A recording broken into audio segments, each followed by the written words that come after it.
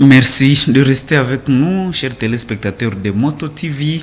Voici le sommaire de votre journal. La coordination provinciale de la société civile, Forces vives de Butembo, appelle la police, l'armée et la population civile de la ville de Butembo à s'unir contre l'ennemi de la paix. Appel lancé à la suite des incidents de violence qui ont surgi après les manifestations contre la présence de la MONUSCO au Nord Kivu et l'attaque de la prison de Kakwangura par les EDF.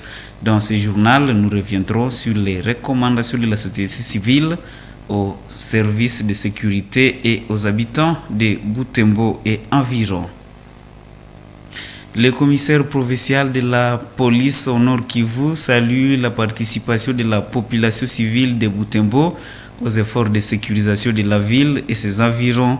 Il a exprimé cet encouragement au cours d'une causerie morale avec les agents de la police ce mercredi 17 août à l'état-major de la PNC en ville de Butembo. Le commissaire divisionnaire adjoint Ab Van Ank a invité les agents de l'ordre et les autorités urbaines sous l'état de siège à consolider leur collaboration avec les civils. C'est tout pour le sommaire. Le commissaire provincial de la police au Nord Kivu, Ab Van Ank, François Xavier, a présidé une parade spéciale à l'intention des policiers et des membres du comité urbain de sécurité ce mercredi 17 août à l'état-major de la PNC Butembo. Cet officier fait membre de la délégation du gouvernorat du Nord Kivu, venu s'enquérir de la situation socio-sécuritaire qui a prévalu en ville de Butembo durant les 2 dernières semaines passées. Il a saisi cette occasion pour interpeller et éveiller la conscience des policiers de Butembo après l'évasion massive des détenus de la prison urbaine de Butembo, Kakwangura, mais aussi l'embuscade tendue aux agents de l'ordre par des hommes armés, des fusils assimilés aux miliciens Maïmaï à Kangote. Et reportage de Croyante Vihamba rendu par Eugénie Moussiviroa.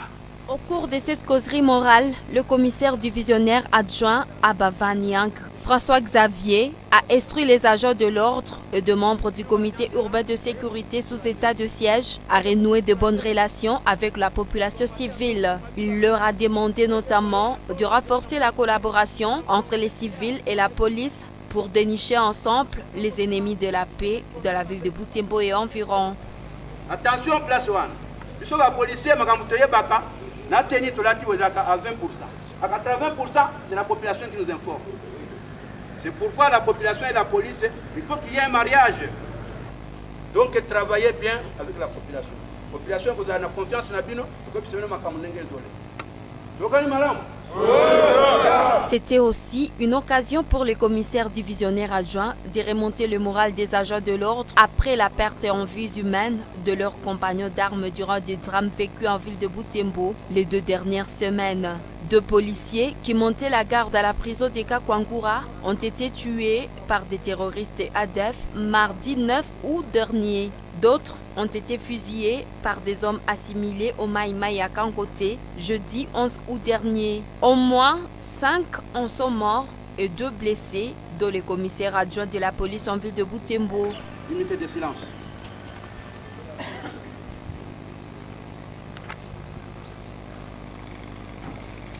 Le commandant provincial de la PNC au Nord Kivu a salué la participation de nombreux habitants de Butembo aux efforts de sécurisation de la ville. Sans vous, la population, moi, je ne suis rien. Et mon travail sera nul. Ça, je vous l'ai dit. Les principes sont tels que, comme je viens de leur dire, à 80% des informations pour bien veiller sur les personnes et leurs biens nous viennent de vous, la population. Nous, en tenir comme ça, c'est à 20% que nous tombons parfois sur des occasions. Mais sinon, c'est vous. La parade terminée, le commissaire divisionnaire adjoint au Nord Kivu s'est entretenu avec les officiers de la police, les autorités urbaines et communales dans la salle de réunion de la mairie. Il était question de savoir avec précision ce qui s'est passé en vue de Butembo pour prendre des mesures sécuritaires afin de faire échec à toutes les nouvelles manœuvres de l'ennemi. Et la coordination provinciale de la société civile du Nord Kivu demande à la population civile, à la police et à l'armée de ne pas perdre de vue leur objectif commun, celui de rétablir la paix et la sécurité dans la province.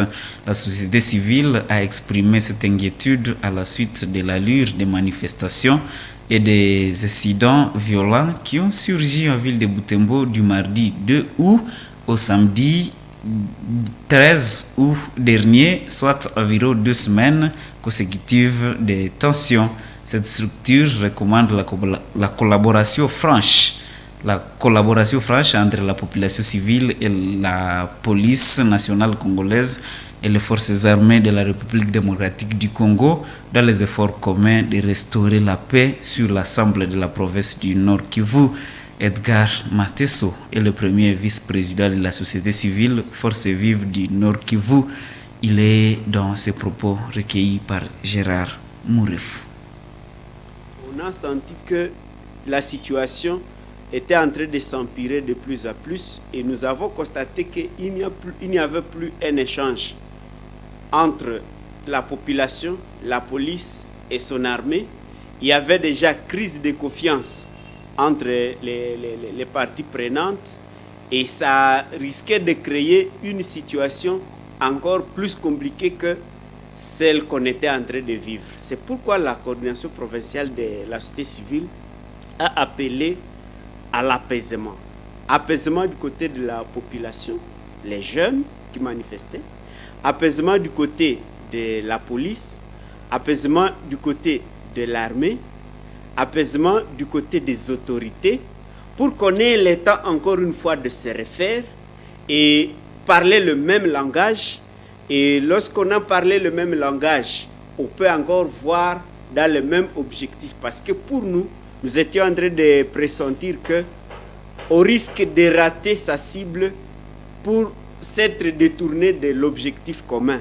Or, comme vous le savez, et comme l'opinion le sait, l'objectif commun pour les Congolais, que ce soit au sein de l'armée, au sein de la population civile, au sein de la police, au sein des services de sécurité, au sein des autorités, l'objectif commun, c'est la paix et la sécurité de notre entité. Mais au regard de la situation telle qu'elle s'est déroulée, on rencontre les véhicules de la police en incendie, on rencontre les jeunes au tir, on rencontre les pauvres paysans dans leur quartier, dans leur ménage, on ravit nourriture, on ravit téléphone, on ravit de l'argent. Et au milieu de cette crise, comment on va continuer à évoluer? C'est pourquoi nous avons recommandé également au Premier ministre, chef du gouvernement, bien sûr avec les ministres de la Justice, avec les ministres des Droits humains, qu'il fallait procéder aux enquêtes pour voir à quel niveau il y a eu abus et violation des droits humains.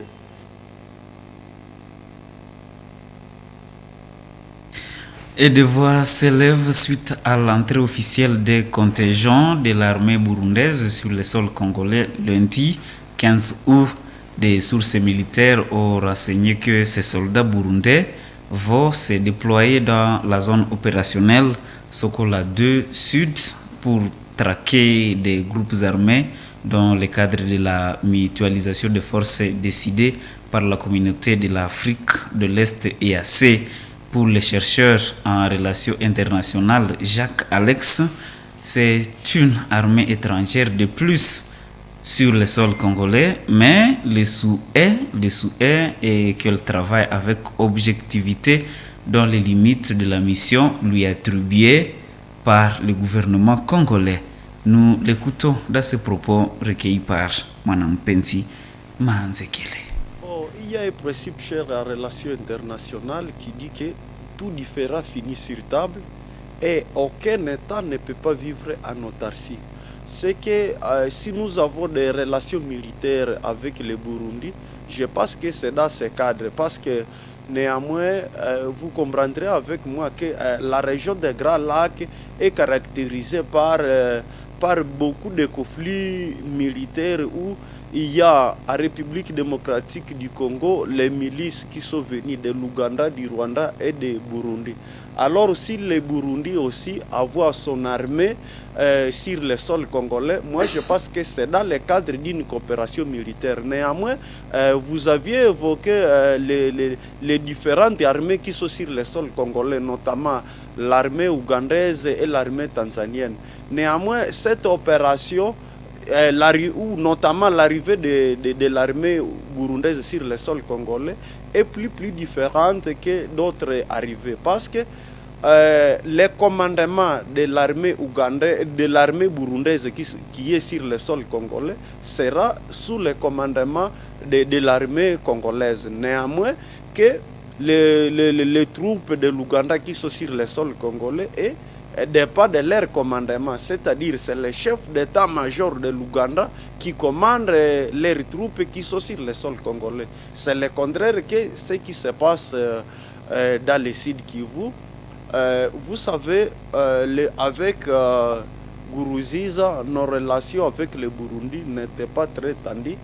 C'est là où j'étais aussi à encourager aussi ce que j'appelle aussi une diplomatie ouverte de notre président de la République, Félix Antoine Tshisekedi, qui a vu qu'avec l'armée burundaise sur le sol congolais, peut-être on peut parvenir à traquer certains rebelles qui sont au Sud Kivu, parce qu'au Sud Kivu, il y a les rebelles burundais qui dérangent aussi. Et sachez-le, chers téléspectateurs, le contingent des militaires burundais, dont l'effectif n'est pas encore communiqué, est entré au Sud Kivu, au centre d'instruction de Luberizi, la nuit du dimanche 14 août et au lundi 15 août. Ces militaires se déploieront dans la partie sud de la province du Sud Kivu pour traquer des groupes rebelles. La durée de leur présence sur le sol congolais n'est pas encore connue. Et autre chose, à Ituri, des miliciens de la coopérative pour le développement du Congo Codeco ont tué 12 civils et 4 militaires au village Sumpu dans le territoire de Djougou le mardi 16 août 2022. Après ces attaques, la société civile de l'Ituri appelle la population à intensifier la collaboration avec l'armée pour mettre hors d'état de nuire l'ennemi qui sème terreur dans cette province et soutenir les forces armées de la République démocratique du Congo qui poursuivent leurs offensives contre les groupes négatifs dans cette province sous état de siège. Reportage de la cellule de communication du gouvernorat de l'Ituri.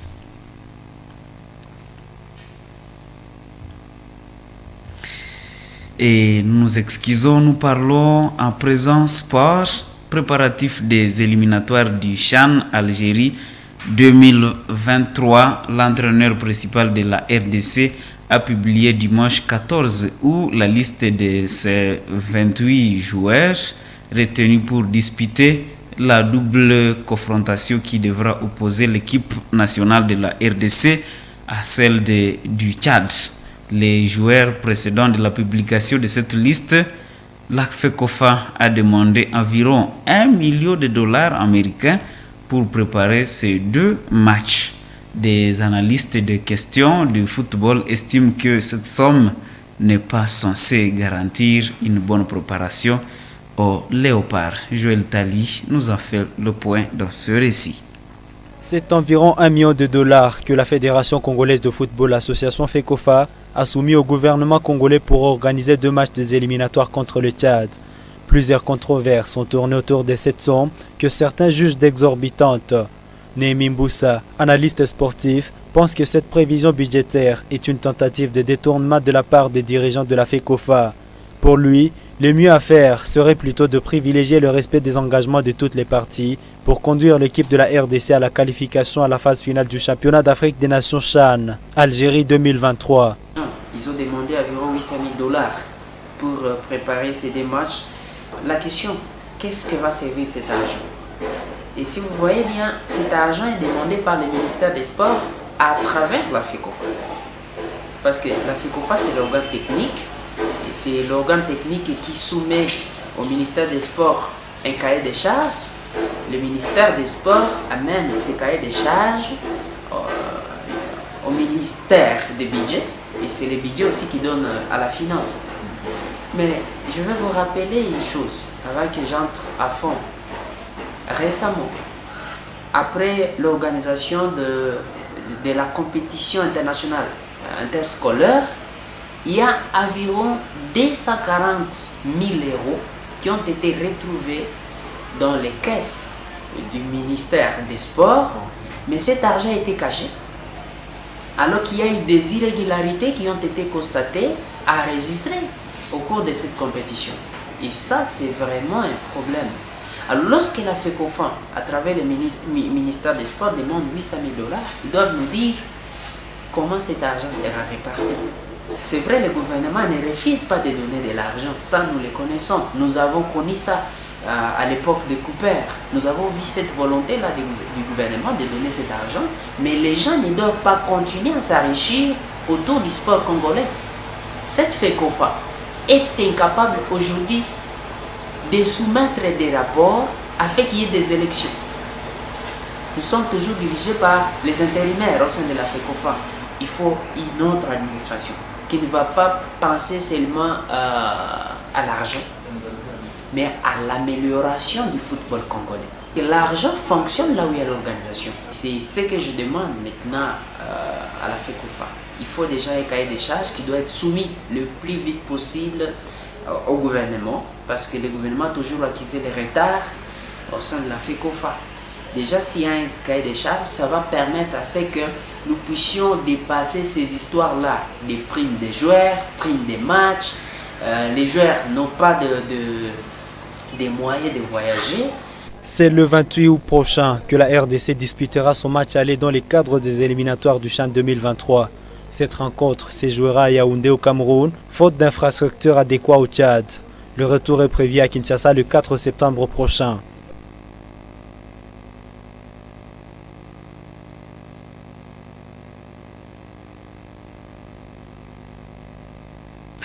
Chers téléspectateurs, ça ne finit pour cette édition du journal sur Moto TV. Merci de l'avoir suivi. Au revoir.